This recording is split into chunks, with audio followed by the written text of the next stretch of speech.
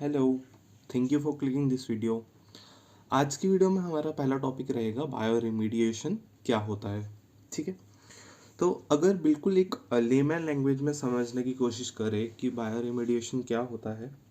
हमें पता है बहुत सारे माइक्रो ऑर्गेनिजम्स सॉइल में रहना पसंद करते हैं। ठीक है, तो यही माइक्रो ऑर्गेनिजम्स जैसे बैक्टीरिया हो गया, फंगाई हो गया, ये सारे माइक्रो ऑर्गेनिजम्स जो भी है, ये कहीं ना कहीं अगर हम इनका यूज़ करेंगे और इन्वायरमेंट में जो भी हमें कंटामिनेंट्स मिलते हैं, जो भी हमें पोल्यूटेंट्स मिलते हैं, उनको लेस टॉक्सिक फॉर्म में चेंज करवा देंगे।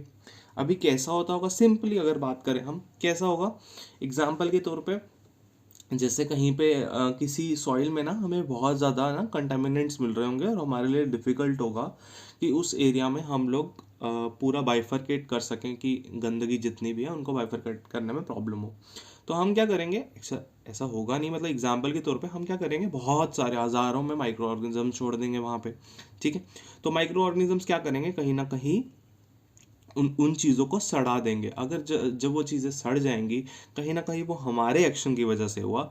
इसी प्रोसेस को हम लोग बायो रेमिडिएशन कहते हैं, जिसमें माइक्रो ऑर्गेनिजम्स का यूज़ करके हम लोग जो भी हमारे इन्वायरमेंट में पोल्यूटेंट्स नहीं बोलेंगे, इन्वायरमेंटल कंटामिनेंट्स बोलेंगे, क्योंकि जो एक्चुअली में चीज़ प्रेजेंट होगी, जो हमें दिखती होगी, ठीक है, जो मैक्रोस्कोपिक होगी, फिर उनको ये लेस टॉक्सिक फॉर्म में चेंज कर देंगे। ठीक है, अब ये जो माइक्रो ऑर्गेनिजम्स हो सकते हैं बायो रिमेडिएशन की प्रोसेस में, ये इंडिजिनस भी हो सकते हैं, मतलब उस एरिया के भी हो सकते हैं जहाँ पे हमें कंटामिनेशन मिलती है, या फिर हम इसको कहीं और से भी ला सकते हैं। ठीक है, मतलब कहीं और साइड पे माइक्रो ऑर्गेनिजम्स मिलते हैं, हम लोग ले आएंगे इसको कंटामिनेंट वाली साइड पे, क्योंकि हमें चाहिए कि हम लोग वहाँ पे जो भी हमें पोल्यूटेंट्स, जो भी कंटामिनेंट्स, इन्वायरमेंटल कंटामिनेंट्स मिलते हैं, हम उसको कहीं ना कहीं साफ कर सकें। ठीक है, अब कहीं ना कहीं जब हम कोई भी सॉइल में कहीं ना कहीं जब हम मॉनिटर करते हैं कि बायो रिमेडिएशन की प्रोसेस ठीक तरह से हुई है, कैसी हुई है, नहीं हुई है, वो कहीं ना कहीं हम लोग ORP से ठीक चेक कर सकते हैं। That is oxidation reduction potential. ठीक है, कहीं ना कहीं की सॉइल में, ग्राउंड वाटर में का पीएच क्या है, उसमें रिडॉक्स कितना मिल रहा है, टेम्परेचर क्या है, ऑक्सीजन कंटेंट क्या है, इलेक्ट्रॉन एक्सेप्टर क्या है, कंसंट्रेशन ऑफ ब्रेकडाउन पार्टिकल्स क्या है, कहीं ना कहीं उसमें कार्बन डाइऑक्साइड निकलेगी ना। जब माइक्रो ऑर्गेनिजम्स डीके कर रहे होंगे, सड़ा रहे होंगे कंटामिनेंट्स को, तो कहीं ना कहीं ऑक्सीजन भी, ये कार्बन डाइऑक्साइड भी रिलीज होगी। ठीक है, तो यही सिंपल सी प्रोसेस है बायो रिमेडिएशन की। अब बायो रिमेडिएशन में क्या होता है, हमारे पास दो चीज़ें आ जाती है। इन का मतलब होता है उसी जगह, इन C2। ठीक है, दूसरा होता है एक्स।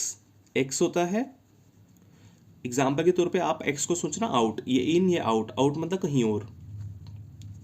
अब इन C2 में आ जाता है हमारे पास बायोवेंटिंग। ठीक है, हमारे पास आ जाता है बायोस्पाजिंग,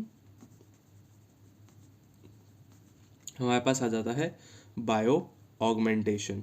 अब ये कौन कौन सी, किस किस का क्या मतलब है। ठीक है, अब बायोवेंटिंग में क्या होता है, हम कहीं ना कहीं एयर और न्यूट्रिएंट्स का सप्लाई करते हैं वेल्स की मदद से कंटामिनेट सॉइल में, ऐसा खड्डा खोद के, ताकि हम वहाँ पे इंडिजिनस बैक्टीरिया की कहीं ना कहीं ग्रोथ को स्टिमुलेट कर सकें। क्योंकि कहीं ना कहीं ऑर्गेनिजम्स जो हमें ये बैक्टीरिया, फंगाई वगैरह जो भी माइक्रो ऑर्गेनिजम्स हमें मिलते हैं, इनकी भी तो ग्रोथ ज़्यादा होनी चाहिए ना। अगर इनकी ग्रोथ ज़्यादा होगी तो कहीं ना कहीं ये कंटामिनेंट्स मिटा देंगे, और बाद में माइक्रो ऑर्गेनिजम्स को मारने के लिए हम लोग किसी भी चीज़ का छिड़काव कर सकते हैं, वीडीसाइड्स, पेस्टिसाइड्स। ठीक है, ये हम यूज़ करते हैं सिंपल हाइड्रोकार्बन्स के लिए, जहाँ पे जो कंटामिनेशन होती है सरफेस में बहुत डीप होती है। ठीक है, so this is about the venting. ठीक है, नेक्स्ट वन इज बायोस्पाजिंग। इसमें क्या होता है, हम लोग एयर का ना इंजेक्शन देते हैं। इंजेक्शन का मतलब क्या होता है, कहीं ना कहीं ऐसा हवा वाली पाइप घुसा दी, काइंड ऑफ ऐसा, मतलब वो प्रेशर के साथ जाएगा कहाँ पे, वाटर टेबल के पास। वाटर टेबल कहाँ जाता है, ऑलमोस्ट 2 किलोमीटर 3 किलोमीटर, वो लैंड पे डिपेंड रहता है कितने नीचे हमें वाटर टेबल मिलेगा।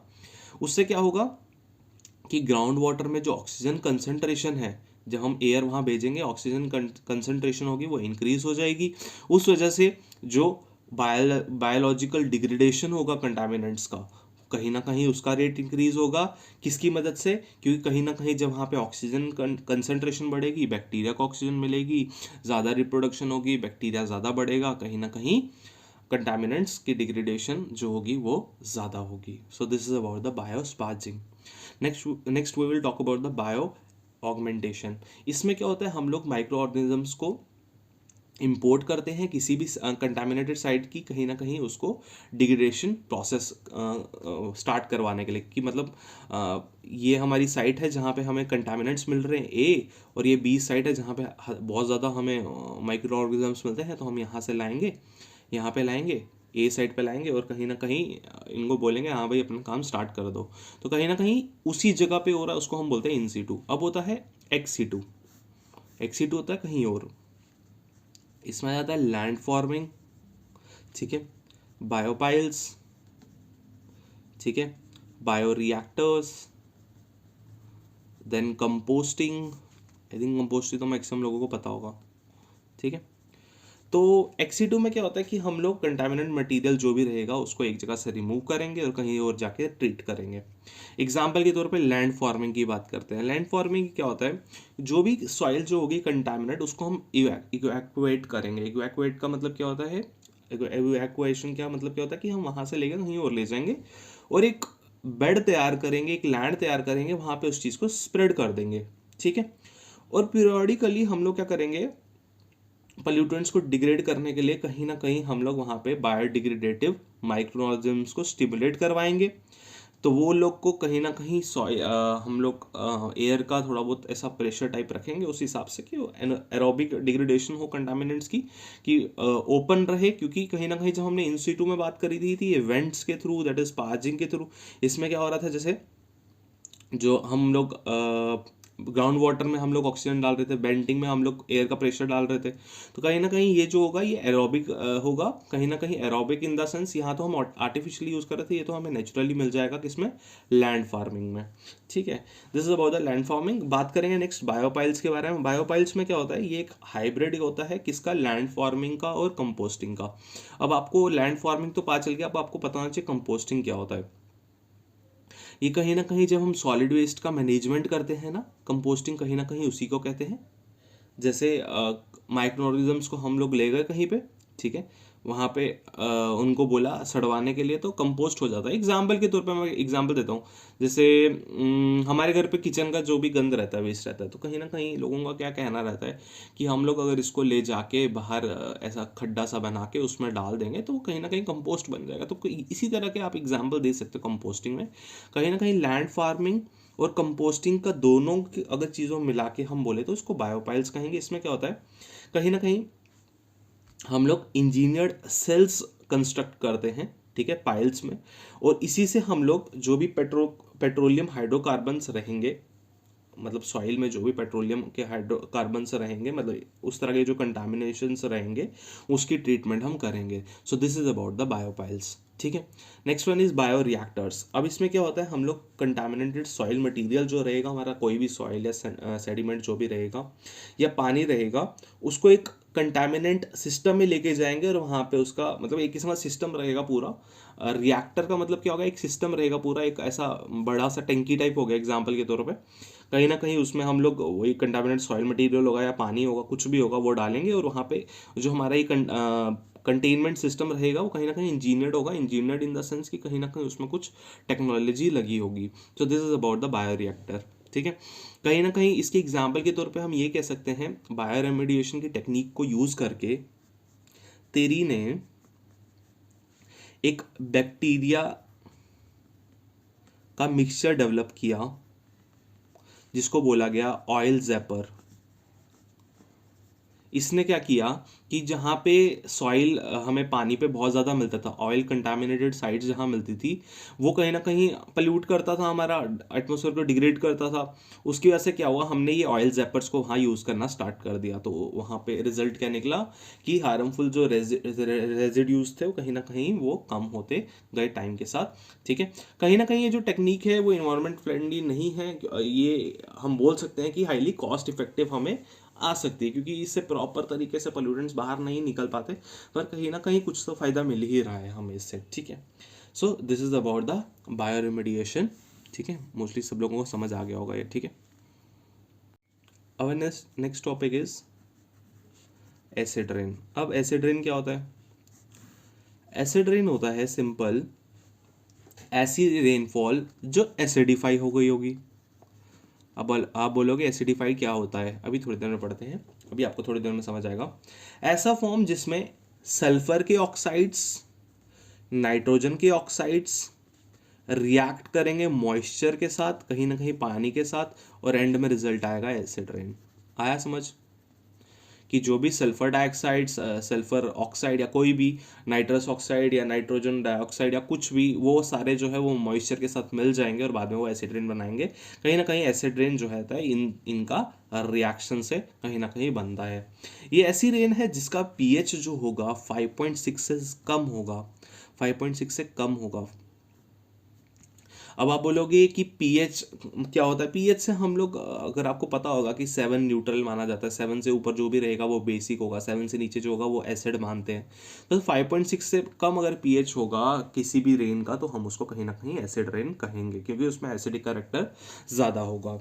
कहीं ना कहीं जब हम एसिड रेन की बात करते हैं, हमारे lake, streams, forest, plants, animals, सब चीज़ों को, जितने भी इकोसिस्टम है वो हर एक के लिए ये हार्मफुल माना जाता है, ठीक है।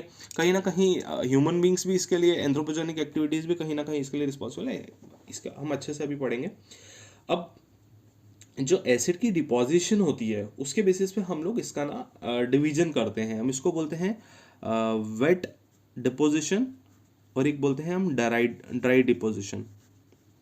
अभी वेट डिपोजिशन, ड्राई डिपोजिशन होता क्या है? ये एक एसिड रेन को हम लोग ना एक मिक्सचर के बेसिस पे डिवीजन कर देते हैं उसका, कि हमें उसमें जो मटेरियल मिल रहा है, डिपोजिशन मटेरियल मिल रहा है वो किस टाइप का, उस हिसाब से हम लोग को इसका डिवीजन कर देते हैं। जब हम वेट डिपोजिशन की बात करते हैं, ये ऐसा एसिड केमिकल होता है एयर में जो कि वैसे एरियाज में चला जाता है जहाँ पे वेदर जो होगा वो वेट होगा, और उससे क्या होगा, जो एसिड होगी वो ग्राउंड पे गिरेगी in the form of rain, snow, fog होगा या मिस्ट होगी। फिर कहीं ना कहीं ड्राई डिपोजिशन का मतलब क्या होगा? वैसे एरियाज जहाँ पे जो नेचर होगा, जहाँ पे जो वेदर होगा वो ड्राई होगा, और जो एसिड केमिकल्स रहेंगे कहीं ना कहीं वो डस्ट फॉर्म में या स्मोक के फॉर्म में ग्राउंड पे गिरेंगे। किसकी वजह से? या तो ड्राई डिपोजिशन होगी, ग्राउंड के साथ चिपक जाएंगे, बिल्डिंग्स के साथ चिपक जाएंगे, जो हमारी वेजिटेशन रहेगी, प्लांट्स रहेंगे उनके साथ चिपक जाएंगे, कार्स के साथ चिपक जाएंगे। तो कहीं ना कहीं हमें दो तरीके के डिपोजिशन मिल जाते हैं। वहीं दूसरी तरफ जब हम वेट डिपोजिशन की बात करते हैं, इसमें क्या होता है, एसिडिक वाटर जो है वो ग्राउंड पे गिरेगा, कहीं ना कहीं वो डायरेक्टली कहीं ना कहीं रिएक्ट कर जाता है प्लांट्स और एनिमल्स, ह्यूमन बींग्स एनिमल्स में आ जाते हैं। तो हमें डायरेक्ट वो कहीं ना कहीं हमें मतलब हमारे एटमॉस्फेयर में खराबी लाता है। जो इसके इफेक्ट्स होते हैं वो बहुत सारे फैक्टर्स पे डिपेंड रहते हैं कि जो वेट डिपोजिशन है उसके क्या इफेक्ट्स रहेंगे, मतलब बहुत चीज़ों पे डिपेंड रहता है। जैसा कि जो वाटर है उसका एसिडिक करेक्टर किस हिसाब का है, ठीक है, उसकी एक्चुअली में जो बफर कैपेसिटी है सॉइल की वो कितनी है, कि वो कितनी एसिड रेन झेल सकता है, कितना एसिड वो अपनी सॉइल के अंदर झेल सकता है, जिसके बाद उसकी जो कैपेसिटी होगी उससे बाहर चला जाएगा, तो जो सॉइल की कहीं ना कहीं फर्टिलिटी होगी वो कम हो जाएगी। फिशेस का कितना कैपेसिटी रहता है कि वो एसिड रेन कितना झेल सकते हैं। एसिड रेन फिशेस झेलना इन द सेंस कि पानी में तो भी तो रेन गिरेगा ना, तो रेन वही एसिड रेन वाला जो जब मेन स्ट्रीम्स में जहाँ जाएगा जहाँ हमें फिशेस मिलती होंगी, कहीं ना कहीं उनकी कैपेसिटी पे डिपेंड करता है। ट्रीज मिलती हैं, ट्रीज के रूट्स पे कहीं ना कहीं उनकी कैपेसिटी पे डिपेंड करता है। बाकी लिविंग थिंग्स जो कि वाटर पे रिलाई रहते हैं उनकी कैपेसिटी पे डिपेंड रहता है कि वो जीवित रहेंगे या मर जाएंगे, कि जितनी भी उनकी कैपेसिटी रहेगी एसिड को कहीं ना कहीं हम बोल सकते हैं डाइजेस्ट करने के लिए, ठीक है। तो मोस्टली आपको ये लोगों को समझ आ गया होगा। अब कहीं ना कहीं जब बारिश होती है उसकी वजह से कहीं ना कहीं जो गैसेस और पार्टिकल्स होते हैं वो रिमूव हो जाते हैं एटमॉस्फेयर से, दो प्रोसेसेस की वजह से। पहला प्रोसेस उसमें आ जाता है जिसमें पार्टिकल्स जो है वो इनकॉर्पोरेट हो जाएंगे, किसमें? क्लाउड ड्रॉप्स में, और वो ग्राउंड पे गिरेगी, ठीक है। और दूसरा क्या हो सकता है, जब मटेरियल जो होंगे क्लाउड में वो रेन या स्नो उसको स्वेप्ट आउट कर देगी। तो इस तरह से हम बोल देते हैं कि प्रिसिपिटेशन है वो गैस और पार्टिकल्स को एटमॉस्फेयर से ले जाता है, मतलब वहां से उड़ा के ले जाता है, ठीक है। अब जो भी हमें ड्राई डिपॉजिटेड गैसेस जो भी मिलती हैं या फिर पार्टिकल जो भी मिलते हैं वो कहीं ना कहीं रेन स्टॉर्म्स की वजह से ही हमें रन ऑफ करते हुए मिलते हैं। एग्जाम्पल के तौर पे किसी कार पे अगर कहीं ना कहीं ड्राइनेस थी, ठीक है, बारिश नहीं आई, डस्ट या स्मोक से कहीं ना कहीं अगर रेन स्टॉर्म्स आएंगे या स्टॉर्म्स आएंगे, आंधी तूफान आएंगे, कहीं ना कहीं जो जो डिपॉजिट्स होंगे तभी वो वहाँ से उठ पाएंगे। और ये वाला जो रन ऑफ होगा ना वाटर का, इसकी वजह से जो रिजल्टिंग मिक्सचर होगा और ज़्यादा एसिडिक हो जाएगा, और ज़्यादा एसिडिक हो जाएगा। ठीक है, ऐसा तो है नहीं ना कि कम हो जाएगा। जो भी एसिडिटी की बात करते हैं एटमॉस्फेयर में, उसमें से अगर जो अर्थ पे गिरती है उसमें से हाफ जो है वो कहीं ना कहीं ड्राई डिपोजिशन की वजह से होता है, और हाफ जो है वो वेटर डिपोजिशन की वजह से होता है। क्लियर इतना? ठीक है, समझ आ गया। अब बात करते हैं कि एसिड रेन हो रही है, उसके सोर्सेज क्या है। सोर्सेज इन द सेंस किसकी वजह से एसिड रेन बोल रहा है कि मैं बरसूंगा तुम पे, मैं तुम पे कहर लाऊंगा। इसके रिलेटेड मतलब अगर हम बात करें, बहुत सारी चीज़ें रिस्पॉन्सिबल है। जैसे कहीं ना कहीं जब हम एसिड्स की बात करते हैं, मैंने आपको बता दिया सल्फर और नाइट्रोजन हो गया, फॉर्मिक एसिड हो गया, फॉस्फोरिक एसिड हो गया, ठीक है, हाइड्रोक्लोरिक एसिड हो गया, मतलब कार्बन मोनोऑक्साइड हो गया, कार्बन डाइऑक्साइड ले लिया हमने। मोस्टली सल्फर और नाइट्रोजन की स्टार्टिंग में बात करी। अब इसमें हम लोग ना इसको नेचुरल सोर्सेज पे भी डिपेंड, हम कॉजेज कह सकते हैं कि नेचुरल सोर्सेज भी कहीं ना कहीं कॉज करती हैं, और कहीं ना कहीं मैनमेड सोर्सेज भी कॉज करते हैं। एग्जाम्पल के तौर पे जब हम ओशंस की बात करते हैं, कहीं ना कहीं जब वहाँ कोरल रीफ्स मर जाएंगे तो कैल्शियम कार्बोनेट के वो बने होते हैं, कहीं ना कहीं उन्होंने एंट्रैप करा होता है कार्बन डाइऑक्साइड को अंदर। या जब भी मैरिन ऑर्गेनिजम्स होते हैं, आपको पता होगा 70% जो ऑक्सीजन है हमें कहीं ना कहीं मैरिन ऑर्गेनिज्म से मिलती है, 60% 70%। कहीं ना कहीं जब वो मर जाएंगे तो कहीं ना कहीं जो उनके अंदर कार्बन डाइऑक्साइड मिलती होगी वो एटमॉस्फेयर में आ जाएगी, कहीं ना कहीं वो भी एक रीज़न होगा। वॉल्केनिक इरप्शंस एक इसका एक और रीज़न है। ऑर्गेनिक मैटर का जब डिकम्पोजिशन होती है ऑर्गेनिक मैटर की तरह, वो भी एक रीज़न है। कोल को जलाते हैं, ठीक है, कोल को जब हम जलाते हैं ना, उसमें से ऑलमोस्ट 60% जो निकलता है वो सिंपल सल्फर डाइऑक्साइड मिलता है। तो कहीं ना कहीं बहुत सारे ऐसे रीजंस है। पेट्रोलियम प्रोडक्ट्स में 30% ऑलमोस्ट सल्फर डाइऑक्साइड मिलता है। मेटल्स की जब हम लोग स्मेल्टिंग करते हैं, या सल्फ्यूरिक एसिड H2SO4 की जब हम लोग इंडस्ट्रियल प्रोडक्शन करते हैं, तब मतलब ये सारे हार्मफुल चीज़ें हमें एटमॉस्फेयर में मिलती है। ये तो हमने बात कर ली मोस्टली सल्फर की। जब हम नाइट्रोजन की बात करते हैं, कहीं ना कहीं लाइटनिंग हो गई, ठीक है, लाइटनिंग जो होती है ना, वॉल्केनिक इरप्शन हो गया, ठीक है, फॉरेस्ट फायर्स हो गई, ठीक है, कोल गैस, कहीं ना कहीं वो आ जाके यही सब सिंपल ही रहेंगे। वही दूसरी तरफ जब हम फॉर्मिक एसिड की बात करते हैं, बायोमास को जलाना हो गया, ठीक है, बाकी कार्बन डाइऑक्साइड, कार्बन मोनोऑक्साइड, ये तो सिंपल रहेगा, ये सबको पता ही है क्या होता है। ठीक है, अब मोस्टली अगर हम बोलेंगे कि इंडस्ट्रियल एरियाज में ही क्या सिंपल एसिड रेन होता है, ठीक है, कहीं ना कहीं जब हम इंडस्ट्रियल एरियाज की बात करते हैं ना, कहीं ना कहीं हमें इंडस्ट्रियल एरियाज में सबसे ज़्यादा नाइट्रोजन डाइऑक्साइड या नाइट्रोजन के जो ऑक्साइड्स रहते हैं, सल्फर के ऑक्साइड्स रहते हैं, उनकी क्वांटिटी ज़्यादा मिलती है एयर में। तो कहीं ना कहीं वो जो होते हैं वो ज़्यादा प्रोन रहते हैं in comparison to the other areas, कि वहाँ पे एसिड रेन होना ज़्यादा लाजमी है। ठीक है, अब एक दो टॉपिक्स थे, टॉपिक्स क्या, शॉर्ट नोट्स टाइप के टॉपिक्स थे, टर्म्स वाले, वो मैं समझा देता हूँ आपको। सबसे पहले हम टॉपिक पढ़ेंगे कंबशन के बारे में। इसका दूसरा नाम हम लोग इनकिनरेशन भी कहते हैं, ठीक है। नेक्स्ट हम बात करेंगे फिर पायोलिसिस क्या होता है, जिसको हम लोग गैसिफिकेशन भी कहते हैं। और नेक्स्ट बात करेंगे कॉन्गनीनरेशन क्या होता है, ठीक है। बात करते हैं कंबशन क्या होता है। इस प्रोसेस में सिंपली क्या होगा, वेस्ट को हम लोग ना डायरेक्टली जला देंगे, ठीक है, एयर की प्रेजेंस में हाई टेम्परेचर पे। क्या होता है कंबशन में, हाई टेम्परेचर का टेम्परेचर अच्छा खासा होगा। हम लोग ने एयर में उठा के, कोई यहाँ से हम न्यूज़पेपर लेके बाहर चले गए, हमने न्यूज़पेपर में आग लगा दी, टेम्परेचर बहुत ज़्यादा हो जाता है, हीट एनर्जी, इनर्ट गैसेस, कहीं ना कहीं टेम्परेचर हाई होगा, ये सब निकलेगा, और नॉर्मली हम इसको कंबशन कह सकते हैं।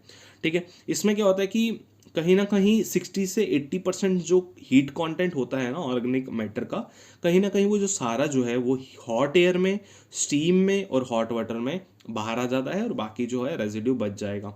अब ये वाली जो स्टीम जनरेट होती है, हम कहीं ना कहीं इसको पावर जनरेट करने के लिए भी यूज़ कर सकते हैं टर्बाइंस में। अगर ये लार्ज क्वांटिटी हम लोग कंबशन करें, ठीक है, इस स्टीम को हम यूज़ कर सकते हैं। स्टीम क्या होगा, एक किस्म का धुआं, धुआं को हम यूज़ कर सकते हैं। ठीक है। So this is about the combustion. Next one is pyrolysis. Pyrolysis क्या होता है?